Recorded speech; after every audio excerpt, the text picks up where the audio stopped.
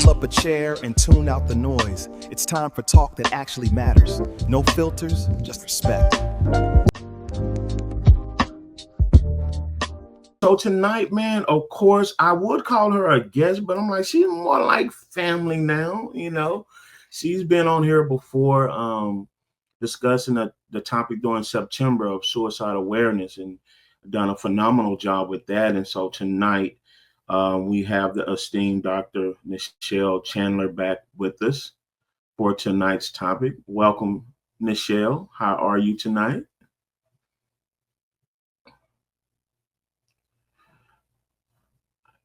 She's so excited she didn't put herself on mute. Now we want to hear everything you got to say. Hold on. There we go. You're right. I am excited. It's so funny that you mentioned that we're family now, because I was going to say the exact same thing. I hope you know that. Like, it feels it, you know. So, but yeah, and I'm honored to be back again. I had so much fun the first time, so I know tonight is going to be just as good. Well, look, I am happy to have you here. And look, if you all haven't done so already, give yourself a treat, an early Christmas present. Go and follow this lady on social media. The gems she drops are definitely inspiring. They're definitely conversational. And in all honesty, they are conversations that I think we were talking offline. There are conversations that we usually avoid in society, but they're kind of like the one tonight. They're usually the ones that is past time to have. And so if you haven't done so already, look her up on social media, and definitely give her a follow. You won't be disappointed. Julio Chavez, he's already jumped in and said, hi, man, I'm glad to have you, man. I think first time participant. So thank you for having us here. Thank you for joining us here. Tonight's going to be a real good topic. You guys, holiday toxicity, when it goes beyond fun and laughter. Now, this is the season to be blissful and to be joy. Tis the season to be given. And we know there's a lot of wonderful things around this time of year, right?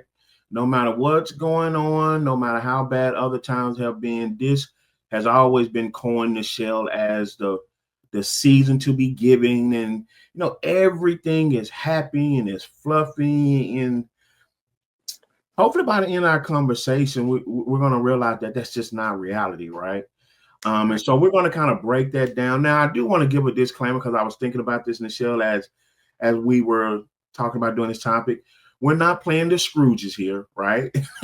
We're just going to drop some reality, right? Like, look, we all for holidays and getting together for whatever that means for people who celebrate. But I do think there is a very nuanced and serious conversation where two things can be true at one time. So I don't want people to coin this as the Scrooge episode, but definitely in talking about holiday toxicity, I think Nichelle is going to lend some great advice for us. What are some nuances that we probably don't talk about, realize, or even pay attention to? And then more important, what can we do to bring that to the forefront and have that conversation without compromising what we say we do during the holiday, whatever that looks like in your household. But look, before we get started, man, I kind of want to not necessarily play a game, but kind of let the audience get to know us a little bit more, Nichelle, right? Because I think a lot of times we just kind of jump in with good information. But I want to kind of just reminisce on your experience for the holidays, how they look. And I know it looks differently in different people's household, but I just have a couple of questions just to kind of let the audience get to know you. And the first one is, what is a holiday tradition that you participate in purely out of guilt? Like, if you had your way, that you would rather be anywhere, but you just kind of, okay, been there, done that, that's how it is, and you just kind of go along with it. Probably cooking. No. Yeah. I know before we started, we talked about how I was assigned the task of baking a sweet potato pie. And so that would probably be it. I'm not a big baker, so I shouldn't say cooking. I would say maybe baking is not my forte. So anytime Mm. I'm assigned desserts, I'm not the most enthusiastic about it, but yeah, but at the same time, I do it and I go along with it. We're talking what, a couple of holidays out of a year. So yeah, and I would. You're right. I would feel a little guilty saying Right. no. So Right. I oblige. Yeah. Yeah. Yeah. Uh, I'm trying to make sure we get our first time guest in. This is Jackson Kelly. Hey y'all, like DL, like what did like the cheese? I don't know what that reference is. But okay. Thank you for joining us. Man, look, I feel like I'm giving a disclaimer to everything tonight, Nichelle, so forgive me. But seriously, and we're gonna really talk about this holiday toxicity, but I think mine is, and this may sound horrible, is no, like the cheese. Okay, Jackson Kelly. Well, man, look, nice for you to join us, man. Appreciate you taking time. Mine is being around people. Like, think about, like, sometimes usually those are the only time that you have time to get away and relax, other than the typical weekend, but our weekend can get busy. So a lot of time around those times, things usually slow down. And sometimes I just want to kind of lay back and not be bothered, right? I love being able to see my family. Usually people are off and things of that sort. So that's always good. But if I'm being honest and answering the question, sometimes if I know them days are off and no work, it's like, yeah, can I let me live, put on a nice little movie to binge and be on about my business. Okay, a moment of transparency.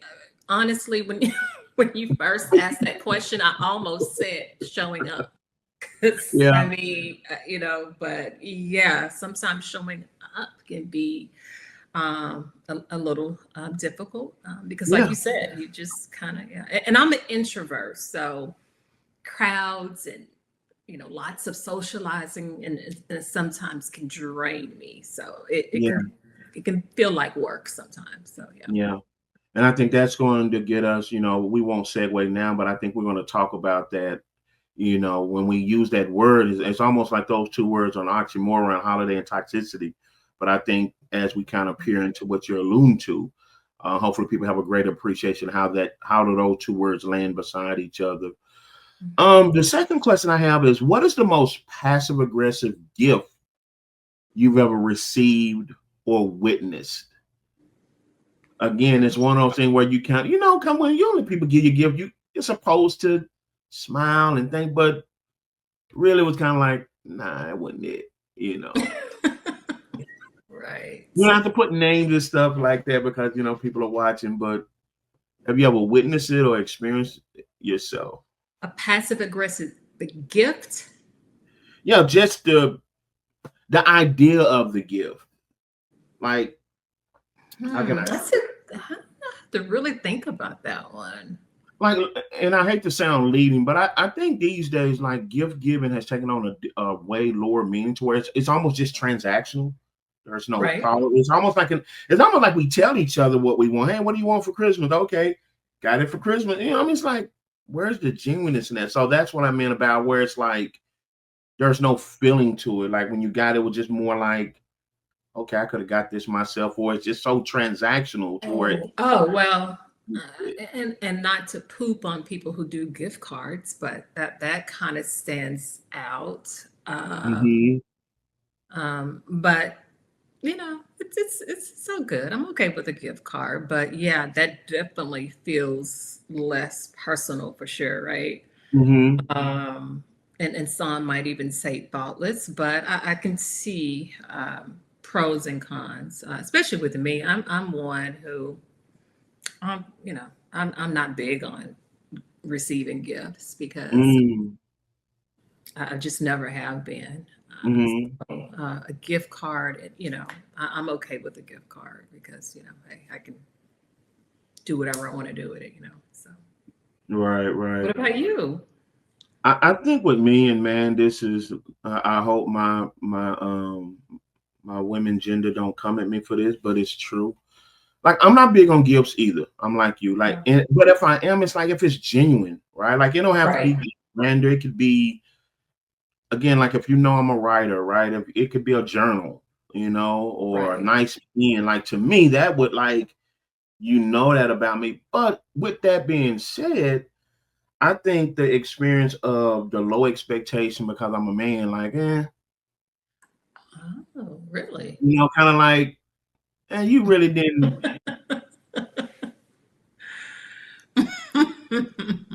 You know what I mean? Like, you're a guy, you really don't need anything, or hey, you should just like this. And it's like, you know, effort is cool.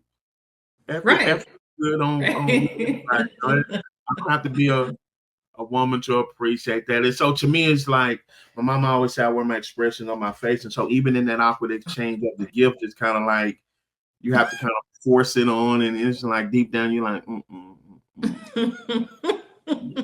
know. And sometimes there's the audacity to explain it, to tell you, like, yeah, I figured you wouldn't care. It's like, okay. Yeah, so I think that's the biggest thing is like when it's transactional. Like I said, you could do certain things for yourself and whatnot, and then it's like, how am I supposed to fake this space just to make you feel good about something you didn't do? You know? Right. Oh, I think I look no comment, so I think I got that off my chest. Well, think you're safe. Okay. Hey, while I still got followed, I may want to check in later. Circle back. Okay, so my last one, man, before we kind of jump off into this conversation tonight. And if you guys just joining, this is kind of like our pre-holiday episode. Actually, our last episode, believe it or not, tier for the year. You know, we want to kind of set it down and allow people to enjoy their holiday. We will be posting from our season 1 to season 5. We'll be posting things out there, so don't hesitate to continue to follow us, continue to dialogue, inboxes, things of that sort. We just want to make sure that we let everybody enjoy their holiday. So tonight we're talking about holiday toxicity, when it goes beyond the fun and the laughter, you know. And so we know, like we said on the onset, this is the time where everybody's in a happy mood, giving mood, and things of that sort. But what about that sector of people that we're going to identify where it's almost like they're forced into this situation? What do we do with them? Do they have a voice in the matter? And so we'll be talking about that tonight. But before we get to that topic, the last question I have, and again, Nichelle, thank you. Like at first I thought these were just going to be a little tough and difficult, but you kind of flying off the handle. So, okay. If you could cancel one aspect of the holidays forever without consequence, what would it be? And again, you guys, we're not being the Scrooges here. So like I got to keep putting that out there. But if you could cancel one aspect of the holidays forever without consequence, no one knew you did it, you just had the power to say, okay, I'm gonna change that or cancel that. What do you think it would be? Oh, that's a tough one. Although that wasn't the intention, I feel like, yes, I got one. No, I'm just kidding. You got one. You might have to go first on that. I think, because we might be here a while.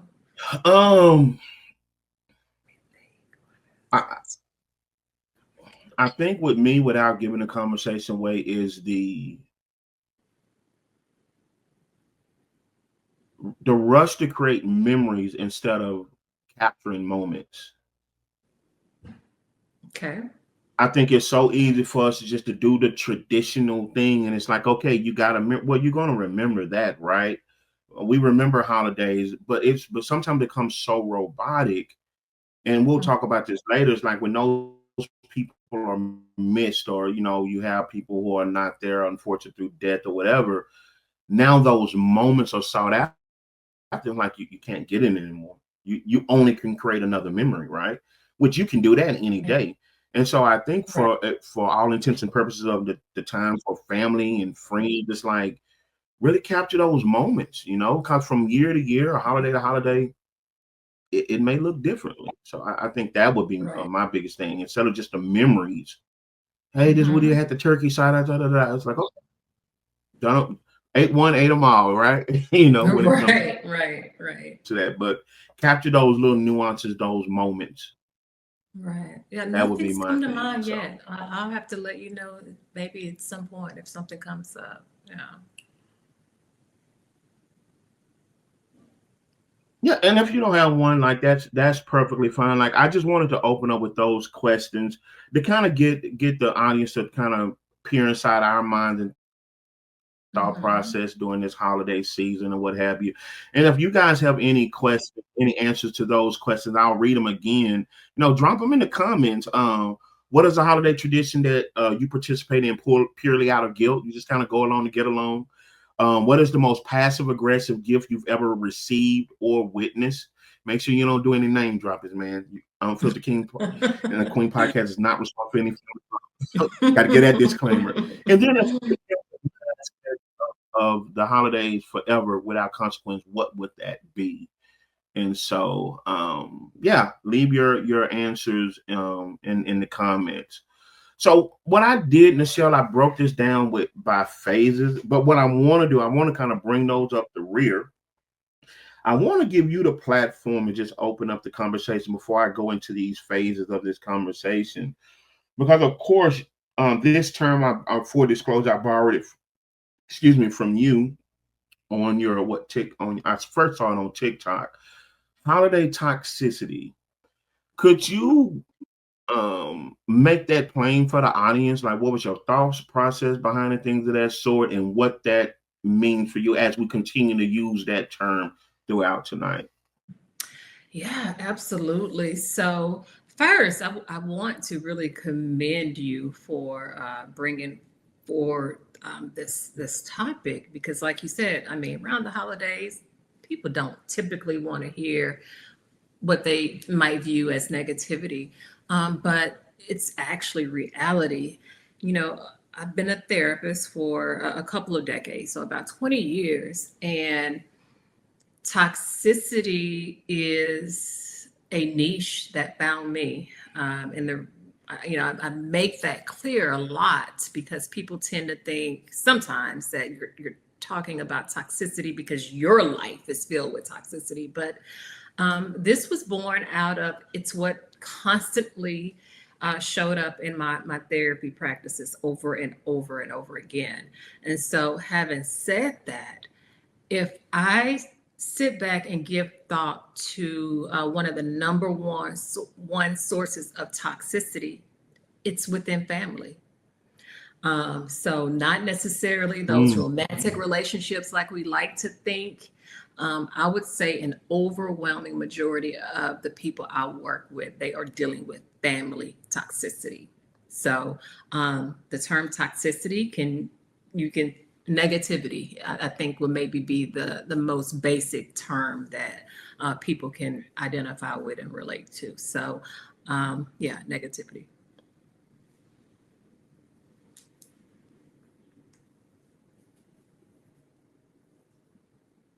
okay. Okay. Well, look, that I think I'm hopeful that opens the door. I know we were kind of joking earlier, but I'm hoping that opens the door and kind of paint a picture in which this conversation can actually stand on. Anything where there's good intentions, where it can become toxic, whether that's intentional or unintentional. And to me, Nichelle, I think the unintentionality is even worse because usually when you can see it, there's an opportunity. But when it's normal and you kind of force the person to the left or the right, you go on with it. It's kind of I'm looking forward and kind of peering into your your brain, so to speak, a little bit more as we kind of break down this holiday toxicity. So the first phase I've entitled as the perfect trap, right? Expectations versus reality. And with this phase, we're going to talk about why we feel pressure in the first place. Um, and I saw a term as I was doing my research on this show. It's called the Hallmark hangover, right? It's where Mhm. everything should feel good. Hallmark's supposed to make you feel good, and the whole 9 yards. You get the card, and you're supposed to feel good with the card. But Right. why do you think there's pressure in the first place? Like, if the holiday season called for all this and the whole 9 yards, why do you think we go out our way to to try to go overboard and do it, if that makes sense? Like, why do we feel we have to control that narrative? If the whole goal of getting together is to have fun and enjoy family anyway, why do you think some have to do the extra, if that makes sense? Oh, wow. You kind of cut out a little bit. Uh, why do I?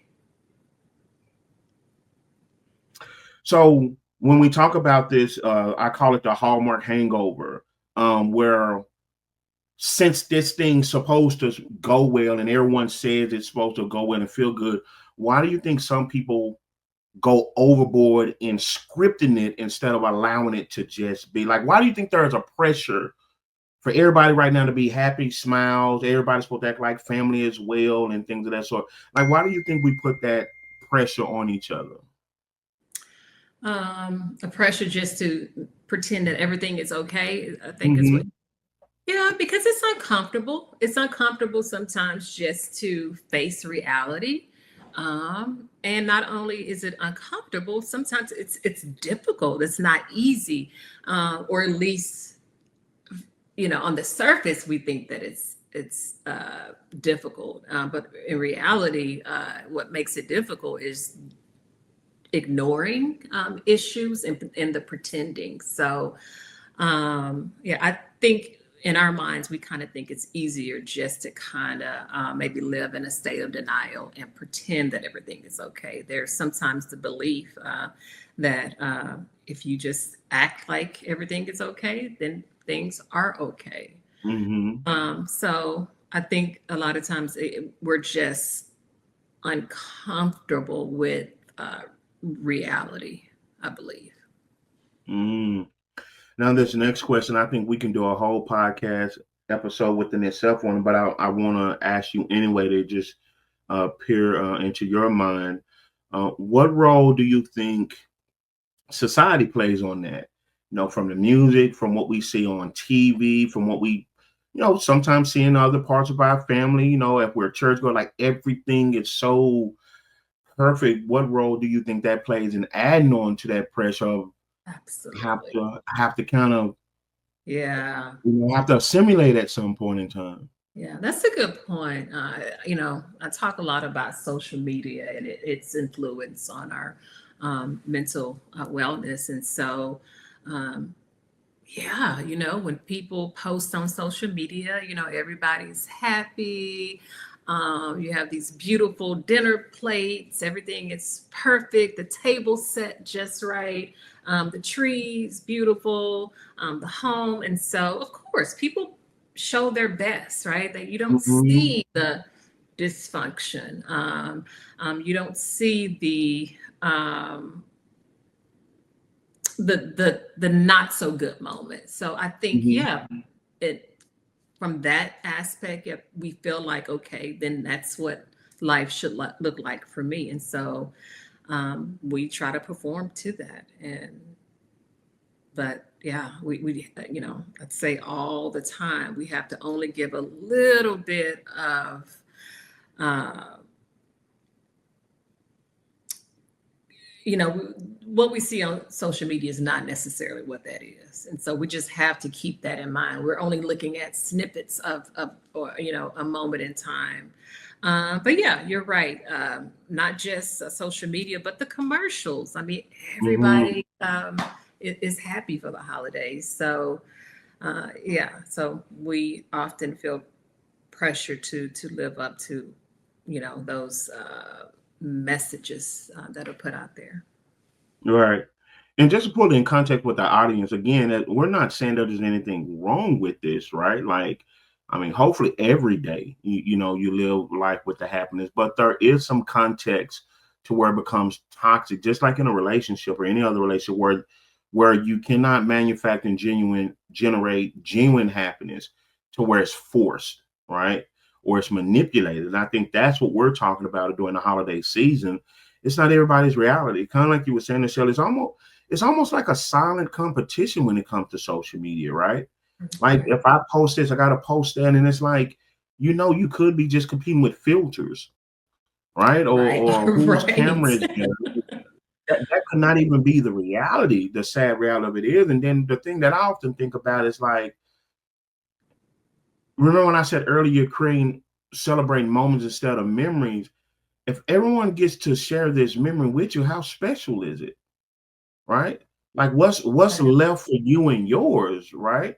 If how much is too much? I guess that's my thing. If the season's supposed to be about coming together as family and friends, and people I haven't seen in so long, if I'm so busy, putting filters and just putting it out there, the sad reality of it is, audience, there's people out there who don't have it, who cannot do it, who's lost loved ones. We'll talk about that a little bit more. That changes the narratives or brings back memories around those times to where there's a void. And so how can two things be true at one time, and we can have the conversation for both? How do you feel? Why do you why do we feel, well, I can't talk tonight. Why do you think we feel like failures if holidays isn't cinematic? Like if it isn't great? Like I've literally heard people, Nichelle, like if I can't get the tree and this and this and that, and a lot of times you hear, you hear it more in relationships, any relationship, which is that's kind of sad. But you hear a lot of people justify when it comes to children. Right. Hey, I'm not a good parent if I don't, and I think that's scary to base. I'm gonna say it, to base your whole parenthood on a few days or a day or so. But why do you think, or where do you think it comes from, where some of us feel like failures, not even in just having the day and normalizing the day or days that we celebrate, but if it's just not this grand cinematic thing like we see, like you say, in some of these other spaces? Yeah, that's that would be something I would change. And it briefly did come to mind, and I Okay. think it left my mind. But yeah, especially when it comes to Christmas, that's one thing that I would change is really making the holiday about what it's supposed to be about, and not the gifts and getting and lots and gifts. And I think that would alleviate the pressure that you're speaking when parents believe that they're a failure if they don't buy the kids these expensive gifts and tons of gifts. So that would probably be one thing that I would definitely change. But again, it goes back to what you mentioned earlier. It's kind of what we've always seen as normal, and there is no normal when it comes to um, holidays, right? But it's kind of what we've seen all our lives on commercials. Um, you see, the ads are really, really in your face. You see these cards with these bows, Mm-hmm. you know, wrapped around it. And so, yeah, so that's kind of how we are as people. We're um, very, very influential and easily influenced. So when we see something over and over and over again, unconsciously, we, the way the brain works, we tend to um, take on an unsaid message that, okay, that's what life is supposed to be like. And so Mm-hmm. I think that's because it's just everywhere. Yeah. As I was researching this topic, and we'll talk about it a little bit later, but it reminded me of a point I used to talk to people about, how sometimes we justify manipulation when we have a good outcome, but it's still manipulation. It's still wrong, right? You can manipulate a kid into doing what you say, but is that a good thing to do? Well, it's still manipulation, right? And so I think sometimes we can try to assign a good trait to a bad act. Mm. I think in the end, like when the proof comes out in the pudding, so to speak, it's like you still have something that's negative because it wasn't built on on a good foundation. And so but yeah, there's a lot of influence out there, and I think because of it's a good time, and these are good intentions, I think we sometimes can blind ourselves or turn a blind eye to the wrong processes that we have. I want to talk about another ideology that we accept during the holiday time. Where again, if you just join us, holiday toxicity. When it goes beyond the fun and laughter, right? Yeah, we want to have fun and enjoy our friends and family and things of that sort. But then I think there's a separate conversation in there to where there's overboard and there's a group of people that we don't get to hear from. And so at first we talked about the Hallmark hangover, right? Where everything got to be happy and fun and things of that sort when the reality is not. But the next one I call the nostalgia filter. And I think this is, I thought about this the other day when someone like asked me, like, is there any tradition that you still hold on to, since you was a kid and things of that sort? And sometimes, Nichelle, I used to feel prone to have to script that. But that nostalgia filter is like I have to fake like it was always good. So I have something on the brain. And I'm transparent. It wasn't that way in my household. Like transparently, we grew up piss poor. Like a holiday was a bonus, right? Like trying to get something to eat every day was like literally like it was a normal day. And so the holiday people were giving that time. So I guess you could say that was for tradition. You're probably going to have people who are more understanding, right? Coming from a household of 7, 5 of us and my mom and dad. So what traditions can I be honest about without being looked at crazy and things of that sort that I could say that I held on from a nostalgic standpoint? Well, really, I'm thankful, that, my family and I are not in that situation. But I wanted to see if you had anything to speak to where that toxicity comes into where we force people to have good memories or good thoughts when that wasn't the reality of how they grew up.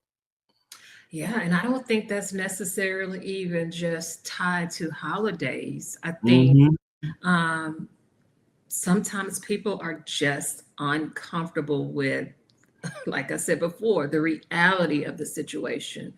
And so, yeah, I mean, a lot of times, you are viewed as negative or messy just for speaking your truth and your reality, because it's not all roses. And if any, person would be honest, we all have aspects of our lives that are not all roses. And so,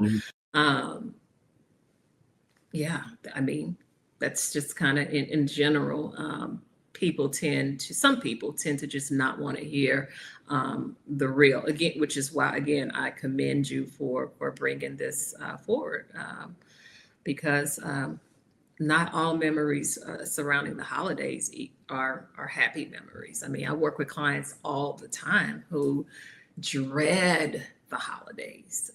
It's actually the worst time of the year for them. So what may be the happiest moment for one person can be the worst for others. So and that's just life. Yeah. And that's why I say I think that it's okay that two things could be true at the same time. It's like another person's bad reality does not have to negate your positive, right? And I think a lot of times it becomes guilty and it exposes some people out here who are faking within themselves, but I'll digress on that. But I think the reality of it is that we have to allow people to live in their truth. Yes. And I think that if it doesn't measure up to my reality, and yours could have been fine, but I would like to think if we ask an honest question or a genuine question, then we would want a genuine answer, because it is a lot of pressure, as you allude to what do I finish? Oh, I can't say that, right? Like, well, who really want to know that? Well, if I say that, how would you look at me? Like, it is a lot of pressure around these times because usually there's more of a focus on this time. Usually you're going to get that question. What are your traditions? How was it in your family? And sometimes even families, like, you were there. Like, what do you mean? Like, they have right. And so my notes say I want to read this verbatim. It says, "Now that we are the adults, we are chasing a ghost." And I thought that was so powerful. It's like we have lied to ourselves so long to where we're now telling ourselves things that wasn't like that. And it's like, you know, that didn't happen that way, right? And we pass that down to kids and, you know, little ones and whatnot. And before you know it, it's like that never happened. That was like a ghost. That wasn't a real person there, right? So that nostalgia filter, I think, sometimes evade again the opportunity to capture real moments, right? Because we're trying to fake and shake and things of that sort, or downplay, trying to reminisce on a past that, quite frankly, wasn't there. And there's a term for that, actually. Not to cut you Okay, off. go ahead. Toxic positivity is the term that you just Mm, described it perfectly. And that's where people feel pressured to pretend everything is okay. But I mean, there's toxicity attached to pretending that everything is okay. So, yeah, and what is that term again? toxic positivity. Toxic positivity. So if y'all note takers out there, if y'all want to circle back, man, Yeah. definitely do your research. And like I said from the onset, you know, we're talking about holiday toxicity when it goes beyond the fun and laughter. Again, we're not dampening on this time of the season. I know I'm gonna be fat, full cheering for my Cowboys on Thursday, but what we're trying to do is have a conversation that's often left out. And there is a sector of people. Matter of fact, you know, as we continue talking, I'll tell you my story if time permits. There is a group of us out there that has to walk this fine line at a time where it's supposed to be normal, and it's just not normal for us, right? Like there are other feelings and emotions and thought processes that come with it. And like Nichelle said, we're caught between this crux of, am I necessarily raining on your parade versus am I just telling my truth, right? Right. Or can I tell my truth? You know, I got to live through these days every year. They Mhm. come all the time. And Mhm. so the last point I want to point out up on the phase one is, and as you alluded to it, that performative happiness. Oh And I yeah. think you pointed that out. So if you have anything else to add on that, but one thing I want to read from my notes, it says two things. Says the toxic societal expectation that you must be cheerful during December, right? Yeah. Because you know we cramp all these holidays together. Like after October, post Thanksgiving, we just get a turkey for Thanksgiving and Christmas here, right? Right. But it's like we're forced as a society that because it's December, right? Mhm. Everything smiles, you know. Yeah. Lord forbid, you got people who lost loved ones on these Oh, holidays, who has absolutely. birthdays on these days that are no longer with us. There were matriarchs and patriarchs for these holidays, right? Like you just can't do some things the same. And here we go as a society just to make sure that I get to have my season and my feelings, which you're owed that, but to force people to put a smile on your face is December. Right. Um, and then how forcing a smile can actually increase burnout and resentment. I Yes. really wanted you to, if you had anything on that, how why is this conversation important, right? Yeah. To force people to smile at a time where they're healing, where they're Yeah. crying, right? Yeah. Where they're hurting. How Right. does that add on to increase the burnout and the resentment, you think? I love that. Yeah, that's a very, very good topic because, I say all the time, sometimes people just need you to be with them where they are, right? It's not about saying, oh, you should be happy or you should be, especially around Thanksgiving, you're like almost forced to only focus on being thankful because of course that is what Thanksgiving it's all about. However, like you said, two things can be true at once. Mm-hmm. And so yeah, you can be thankful but you can also be triggered, and you can um, feel those feelings that are not good feelings or happy feelings. And so I think people need to realize that, instead of forcing or expecting that performative happiness, it's okay to say, I know this is a difficult time for you, and just be with the person, as opposed to trying to force them to be in a state that they're not in. Because when a person is forced to smile and not really feel their feelings, it does create resentment, and it does create burnout, and that person feels drained. And so a lot of times where if they were kind of given the space to just be where they are, um, they might actually be able to come around and enjoy, the holiday, if they were just given that moment and that permission, so to speak. So, but yeah, and holding that in and pretending is exhausting. It really is. And so, um, allowing people to feel their feelings, I think, is the biggest thing that would really go a long way, because most of us, I mean, we're resilient, and I mean resilient from minute to minute.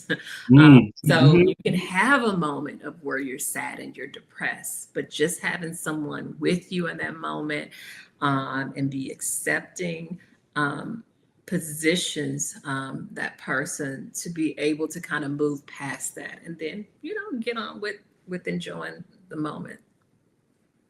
Man, as I was going through this, like I just felt like there were so many topics that really lends itself to have a whole space within itself to talk about. Yeah. Nichelle, I never forget. It was around the holiday time, and I was dealing with the loss of my father, who left us here in 2019. And I remember this person telling me, "Hey, don't be sad. You think about the good memories and all those things. That's what you think about. Do your dad this?" And here's my thing. I'm a firm believer. If my son was on here, he would say this verbatim, because I always use this phrase: right idea, wrong process. I think a lot of times we reward ourselves for the right idea, so we justify and overlook the nuances of the process. Like the process could be screwed up, right? You can have a great idea, but it doesn't mean the process is right. And I think when the person at the time was telling me that, I understood that they probably genuinely had the right idea, but I just thought that process, as I thought about it, was counterproductive. Because as I remember, quick story, anyone who knows me know I love grilling, and I get that love from my father. And so I remember grilling a turkey for the first time from the memory of my father. Now, keep in mind, we grew up poor. So it wasn't necessarily my father was grilling a turkey because of Thanksgiving. It was just around that time people gave stuff away. So that was a meal. It just so happened to fall. So again, how can you?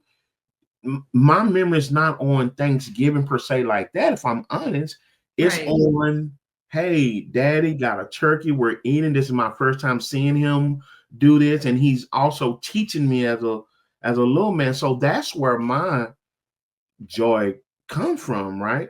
And so now to see myself doing it, in my own space, yeah, there is some hurt memory, some missed memory there.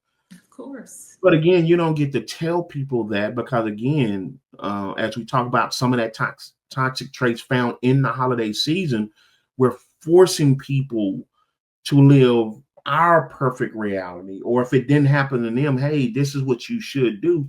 That's just not everybody's reality, right? Absolutely. And so I never will forget that. And so it just goes to show, I love the way you said it, allow people to feel their feelings. It's not going to be an indictment to you. Matter of fact, I love what you even said also, that sometimes it can allow a person to come in that space. Okay, if you want someone to go along and be alone, you give them permission by acknowledging that which they're dealing with first. Not the fact or either or, because some things you just can't just throw away, right? Phase 2, we've been talking about it, as we've been talking about a holiday toxicity, Nichelle. But we want to talk about now the family dynamic. Now, this is the one I feel like, man, I believe the reason why we don't talk about this because we practice loyalty more than love in our Black families, particular. But I'm I'm gonna digress with that one. You can run and shout later. But let's get into this just a little bit, the family dynamics, the core conflict.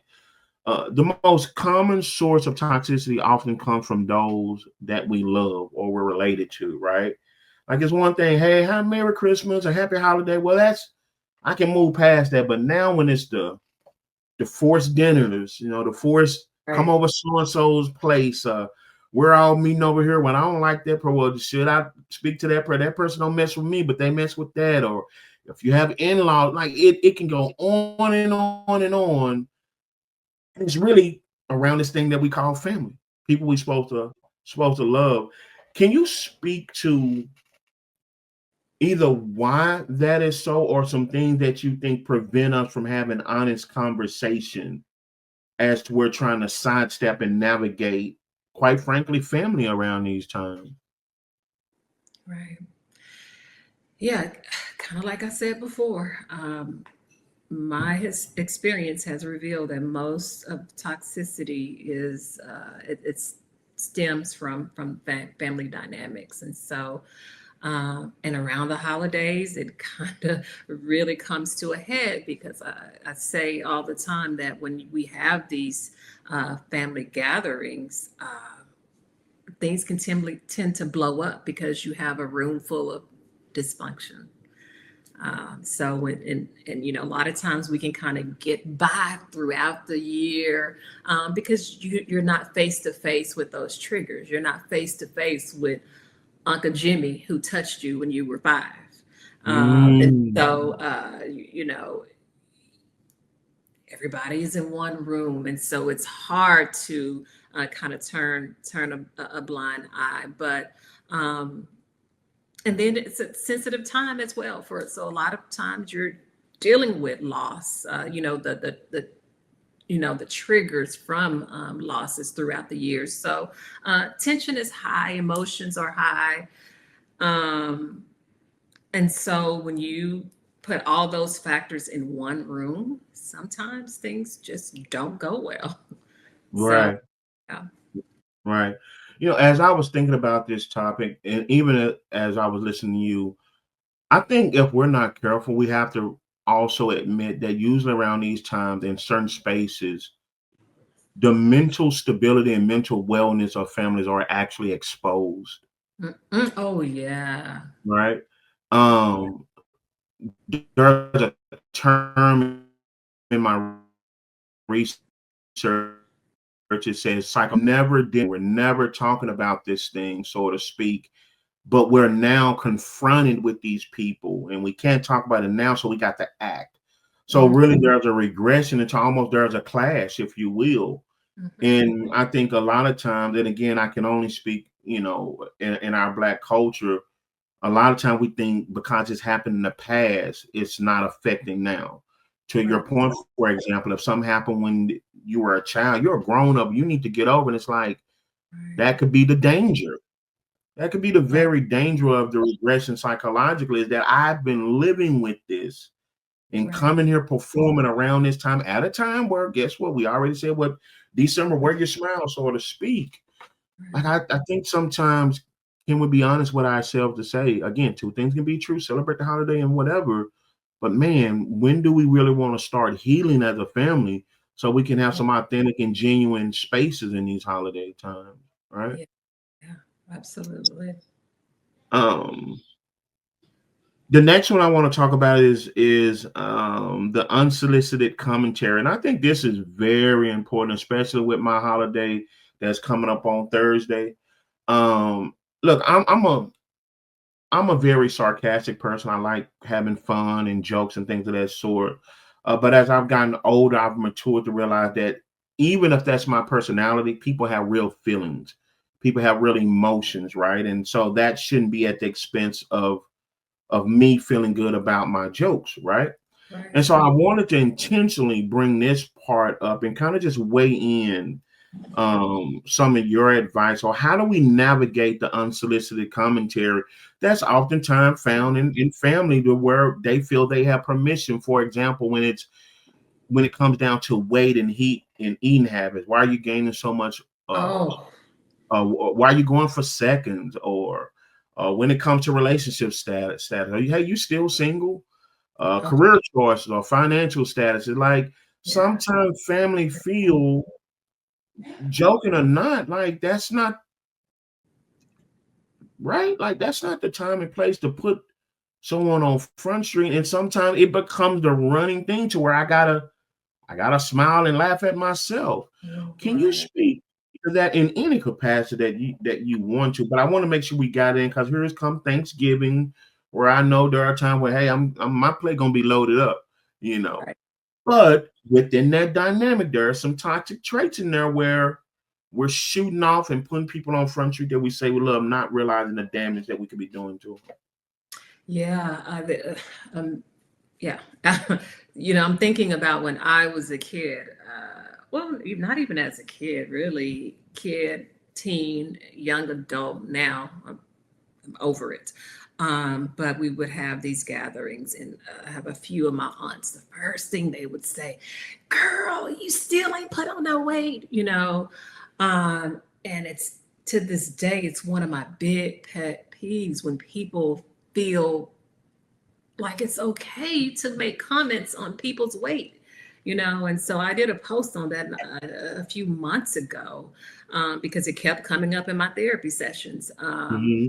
And people lose and gain weight for all sorts of reasons, and we need to be Mm-hmm. cognizant of that. A person can be ill, you never Mm-hmm. know.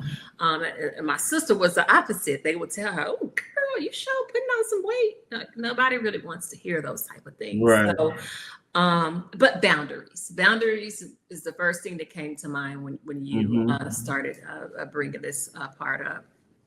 So we have to realize it's okay to set boundaries even with family members. Okay, boundaries are not reserved for just people who are not family. So go into the family gathering knowing that I know I'm going to have to set some boundaries, and be Mm-hmm. prepared to set those boundaries. And oftentimes you can predict exactly Oh yeah.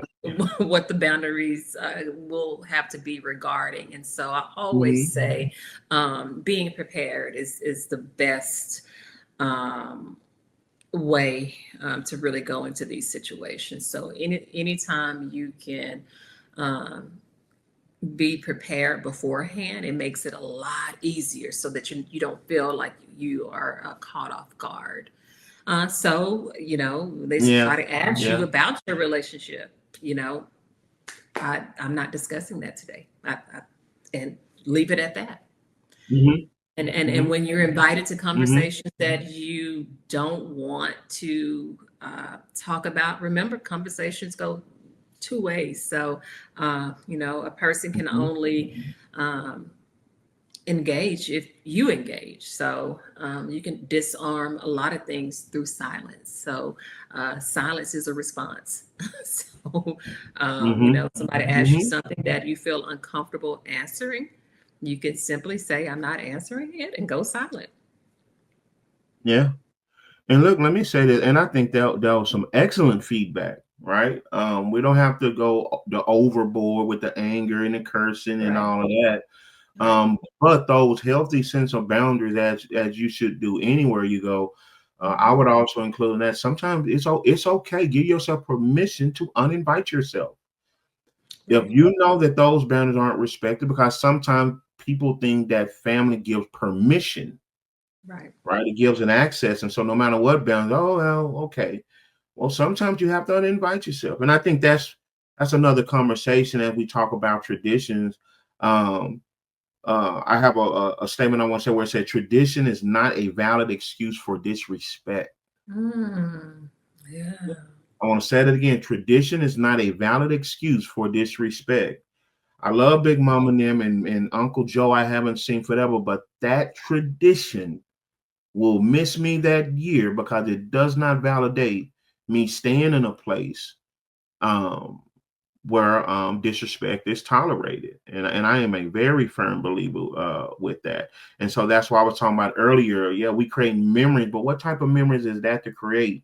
Now, I'd rather capture moments, right? To where, hey, we're respecting each other's boundaries and things of that sort.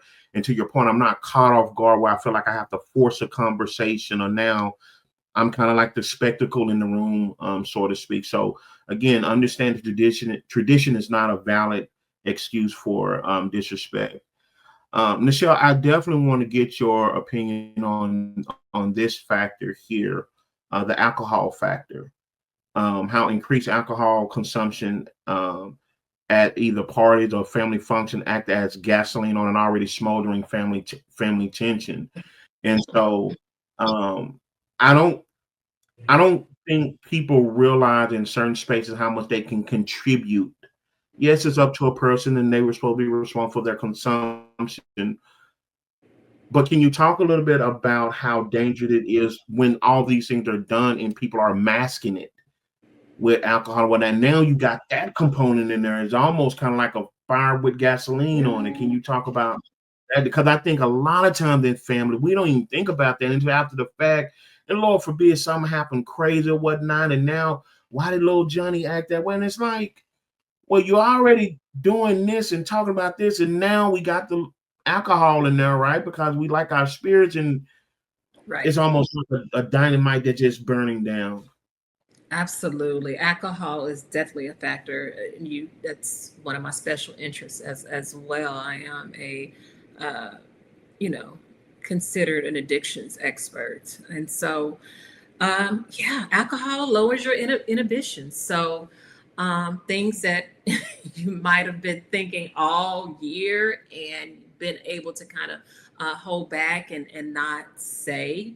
When you add alcohol in a room full of people, you tend to care less. And so, um, yeah, I tell people sometimes you know that one person that you might need to um, keep away from the alcohol, or at the very least, limit their drinks. So there's nothing wrong with that, especially if you're hosting and it's your home. So don't be afraid to do that. Don't be afraid to say, look, this is my home, and we're not doing that. And so whatever you need to do to protect your peace is Yeah. what needs to happen. And peace is not something that you give away due to the holidays. Oh my goodness. And I was just thinking, just to from a literal standpoint, use it on those days, you know, just from the safety standpoint. You're Yeah. speaking more from the emotional safety, but even the physical safety, getting on the road, if you're traveling, if you're going to watch that new movie, if you're going from home to home, something like this that we don't think about, right? Like, we know it's there and it's going to be prevalent. But I think, again, like we said from the onset, because we want everybody to wear their smiles, well, everyone is not wearing their smile based on the libation of their choice. They could be masking the very thing that's happening around, and Lord forbid they go get behind the wheel or say something, or they cannot handle it. And now you have a memory that you wish um, You didn't. Yeah. you didn't have, right? Yeah. You guys, if you're joining us, we are talking on the topic holiday toxicity. When it goes beyond the fun and laughter, and of course, at this time of holiday season, where Thanksgiving and Christmas is around the corner, we wish everyone have a happy holiday and happy time. But we did want to lend ourselves to the conversation of some of the toxic traits that you may find guised or hidden in the holiday season. And so we've been talking about a number of things, and now we've talked about some of those things in our family setting that we probably don't talk about, or we probably omit or downplay, that can create toxicity, even in a time where everybody's supposed to have their smiles.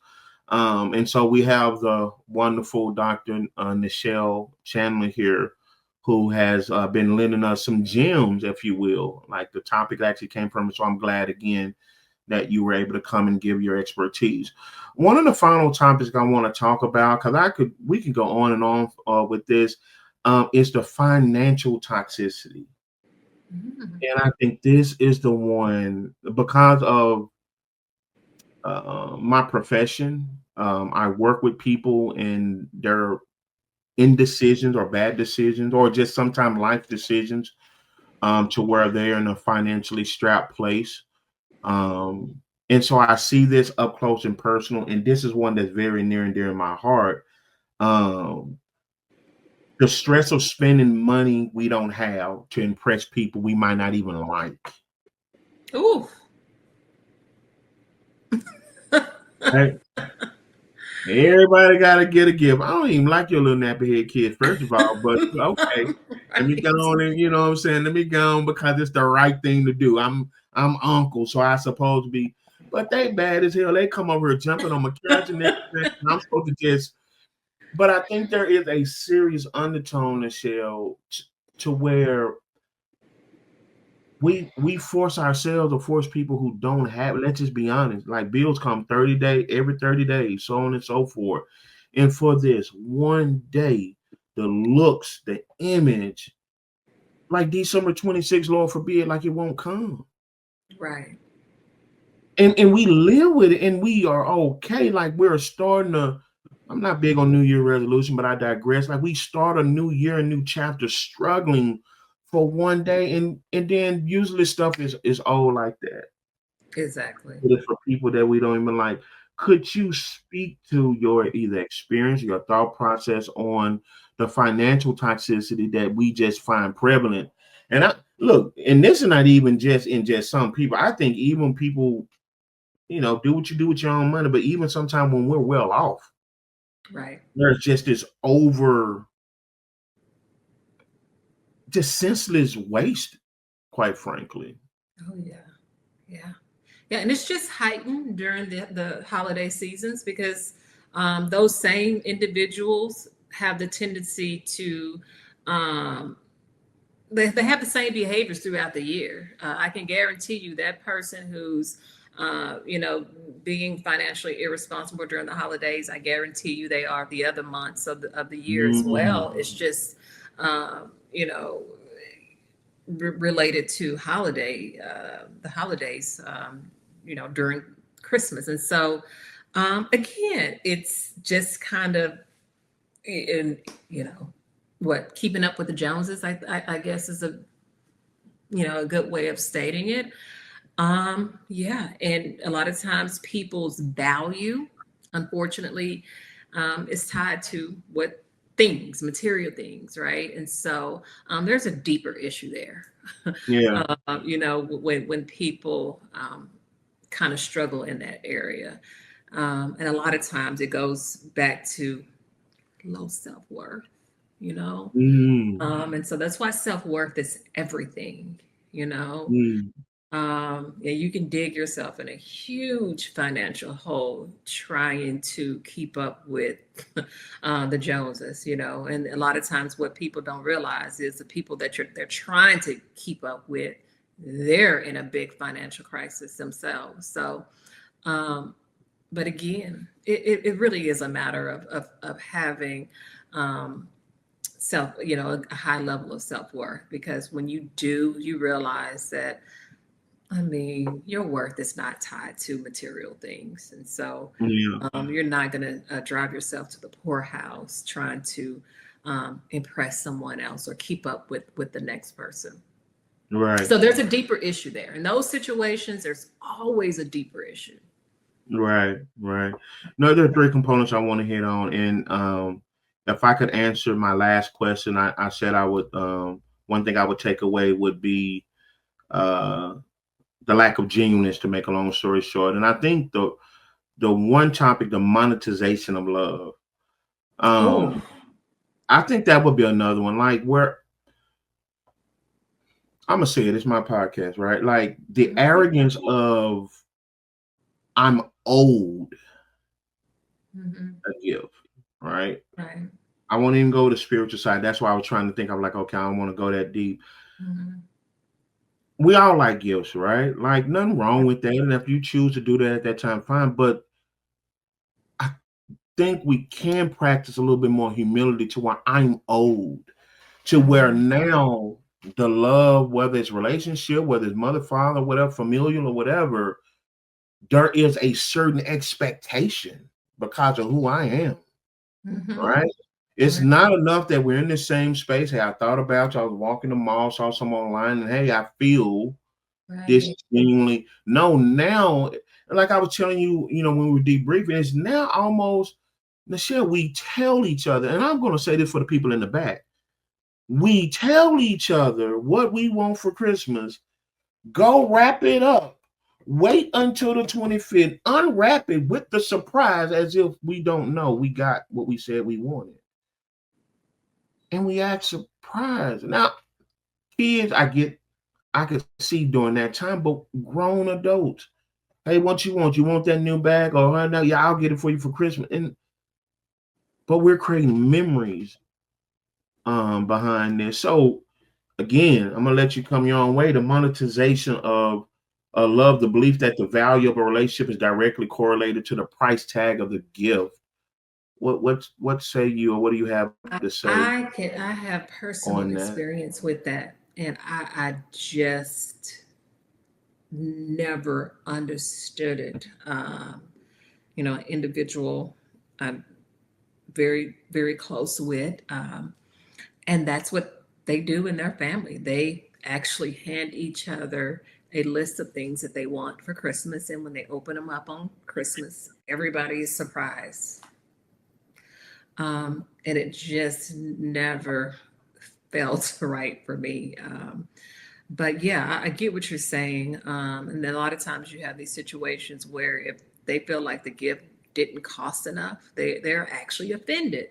Yeah, Whereas like they for would me, actually get mad, argue, break up. Like right. And I'm we're like you. For me, it's like something thoughtful. Even it could cost $1, or two. But yeah, again, that's to me kind of having your values misplaced. mhm. It's kind of what that boils down to. Um, but yeah, but it works for some families. So Yeah, yeah. yeah. And again, we're not playing Scrooge here. Like whatever works in your household, let it work. But because we live in a community, I think these are good things to think about. You know, or if you know someone in your family that's dealing with these things, sometimes these things, again, we don't have the opportunity to talk about these things without offending people. So we're just trying to normalize the conversation as we always do on UKQP. Nichelle, what about the comparison culture? I think you talked about this early on top of the show. The stress of trying to match the gift energy of the wealthier family members. You know, we usually have certain people in our families that are more well off than others. And again, growing up, just being transparent, I was on that opposite side. I know that feeling of this probably the best $2 gift you can get. Like you went out your way for this. Like Right. I saved up and everything for this, and there is an energy around this time to where I got a whole car with a bow tie outside. And it's kind of like Jesus Christ, what I'm gonna do with this gift right here? I didn't get nothing. You know what I mean? I forgot. Like, but that's Yeah. some Yeah. that's And some what people real. don't realize is, I mean, that's like a point, like a 1% of the world's population where cars are actually You're right. a realistic, gift. But you see it plastered all over TV, and so yeah. Yeah, and if I could speak, we talked about parenting. Again, I think we see this in a sad case. I know I do, because I do a lot of volunteer work around this time. And look, man, teach his own, man. We all wanna do well for each other as family time, and this time does put a little bit more pressure on us. But we're just talking about those extremes are going on our way.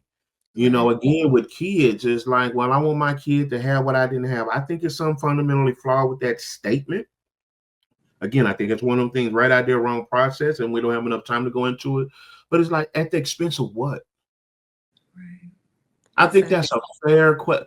Okay, right? Like, no, it's no rule book to raising kids, but at the expense of what? Right? Like, Right. if this means my James don't live with me, but the point is still the same. If this means that no lights in the house, or now we eating ramen, no, we had a fat turkey Right. given, but now the rest of the month or two we're down ramen. They're like, at the expense of what? And I think sometimes, again, with everyone, but especially we as a culture, we have to be okay with asking ourselves real questions. and be okay with coming back with a real answer. Okay, I want a gift and I want to do that for this person, but at the expense of what? Yeah. And a lot of times it stems from our childhood, right?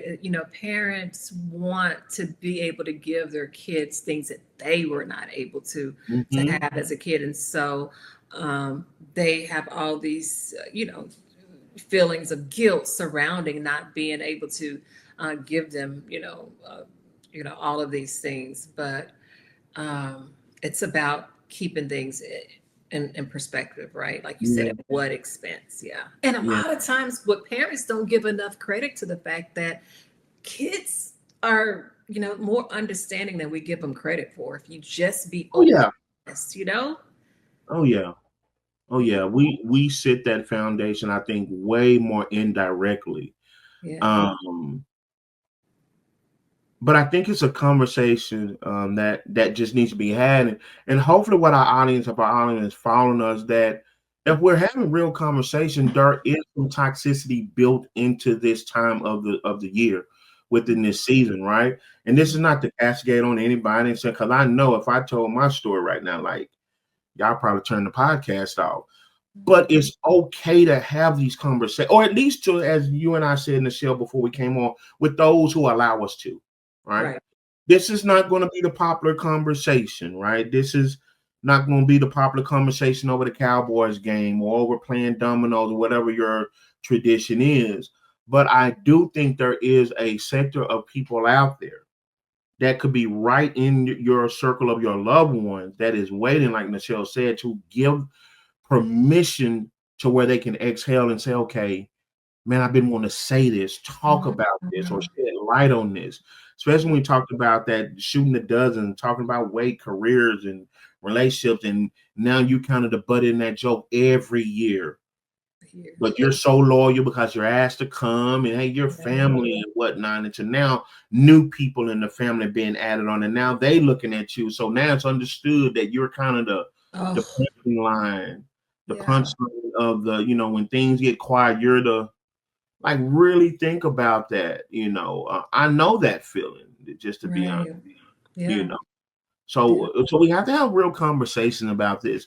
The last one that I'm gonna speak on, and I'll get us out of here, is the January 3 dread. And I think we talked about this. Okay, I've had my fat turkey. I went out and I've matched everybody's energy on gifts and things of that sort. Not looking at my pocketbooks. I probably ain't had turkey no time in the rest of the year. I went out and had me a 25-pound turkey and only ate a drumstick off of it. Now it's December 26th. 5 days for a new year. It's not December with the smiles anymore, Nichelle. Right. No, you put those smiles up. Everybody's back to, they put the holiday season in their suitcase in their drawer, Yep. and the anxiety of knowing a credit card bill is coming that will Oh, yeah. will warn the first of the month of the new year. Some bills, some deals we make, Uh-huh. things we plan, whatever those real decisions are. We're back to reality, Nichelle. Yeah. Yeah. The aftermath of those Yeah. decisions. Yeah. Yeah. Yeah. Um, what is some advice? I don't want to feel like I'm putting you on the spot, but what is some advice you would give? What was some advice you would give me if I'm sitting here today saying, "Hey, I want to avoid the January dread"? It's November 25th. What, 2 days, a day or so before Thanksgiving? Michelle, I want to avoid the January dread. What are some tips you would give me? It goes back to planning, right? Be prepared. If we're talking financially, look at your finances and see what you can realistically afford to shove out. And if what you can afford does not sit well with someone, then you have to just remind yourself that that's about them. That's not about you. Yeah. Because when that credit card bill comes, that you are going to be, your name is on it. So Mhm. just reminding yourself that, I'm going to have to live with whatever the consequences of the decisions that I make in November and December. So come December and January, you get those bills. So, but planning is the thing that comes to mind. So knowing exactly what you can afford and reminding yourself that your worth is not tied to what you can do for others and give others. That's a really, really big one, especially with Black women. We're conditioned to think that our worth is tied to what we can do to please other people. So again, that's why I'm a big proponent of therapy, because if you're in therapy on a regular basis throughout the year, these holiday issues that tend to arise, they don't hit as hard because you've been doing the work all year, and so you're prepared. So a lot of it is just it stems from things that we need to work on internally throughout the year so that they don't become a problem on the holidays. So yeah. I also, I think those are excellent points. I love the fact, of course, let's get some help. Like we're not sitting here again castigating on people. Like, no, some of this stuff we need help with, right? It's okay to get a professional, lay on that couch or whatever you have to do, because again, a lot of this stuff is not talked about in our circles, right? It's not talked about in the circles, and a lot of times, quite frankly, not all family members have the open-mindedness to be able to even engage these conversations, right? And so I think also normalizing that it's okay to not be okay. You don't have to have this cinematic theme, if you will, to your holiday season, whatever that looks like. You even think about the people who have to work on these days, Right. right? Like somebody have to be ready. Lord forbid, if I choke on the bone, somebody got to be ready to. Right. Like even thinking about that, like seriously, like That's true. some people got to get up, and go on to work. It's time and that whatever they pay, but it's business as usual for them. They don't get to sit around the holiday table thing there. So by the time they get home, they played in some foil or that Tupperware. If you like me, that Betty Crocker bucket, y'all don't know about that Tupperware. For real, it's in the microwave. Hey, that's Thanksgiving dinner, Christmas dinner. So it's so much that we can think about. Nichelle, I wanna do one more. Get your advice on one other thing before we get out of here, because we didn't have time to talk about it. But it's one that's personal to me. Is when we talk about the loss of the loved ones, how that changes the dynamic. And I know that could open up a whole nother one. But I would be remiss to get out of here to those who are watching this. On the flip side of why everybody's you had your mother still, your father still, your grandmother, grandma, your aunt, your uncle. There are people who do not have that. In these times, although it's a great time with family and friends, they are a direct correlation of reminders of what they're missing. All right. And again, it doesn't mean that cramp on your parade, but it's a clear reminder where everywhere you look, you see the matriarch or whatnot in the kitchen. And if I don't have my matriarch around, like that is weighing heavy on me. And so, and whatever you have to share on that topic, briefly, Nichelle, I would just want to give you an opportunity to do so. Yeah. So, on a personal note, you mentioned that your father passed away in 2019, and my condolences to you. But I think we've kind of discovered that we have quite a few things in common, but that's yet another thing we have in common. I lost my mom in 2019. And I can tell you that the holidays will never be the same for me. Right. They will always be bittersweet. And there's just no way around that. And so it's something that people just need to keep in mind. I mean, like I said at the start of the podcast, the holiday times can be a trigger for many people. I mean, you're gonna see those reminders all around you. So naturally, yes, some sad feelings are gonna come up when you've lost loved ones and they're no longer there. And so, just if people in general would just be sensitive to that, I think it would go a long way. And again, allowing people to feel their feelings and feel sad, and um, but knowing that they can also feel the joy and the happiness as well.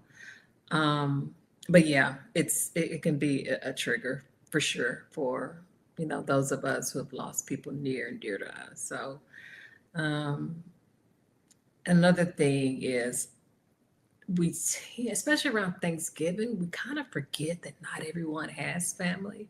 So, and I'm actually going to do a post on this very soon, but um, invite somebody over who who doesn't have family. Some people are,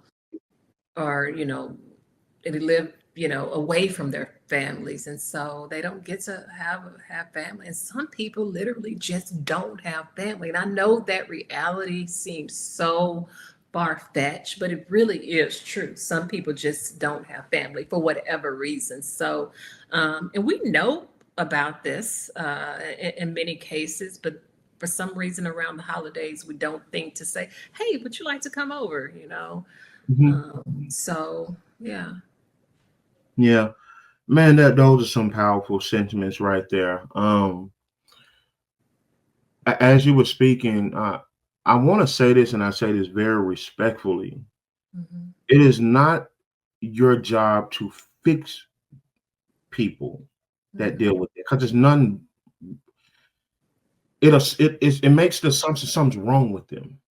Right. There's nothing to fix. Okay, so Right. as you suggested, hey, inviting someone over, like, it is a choice. Do we extend the courtesy?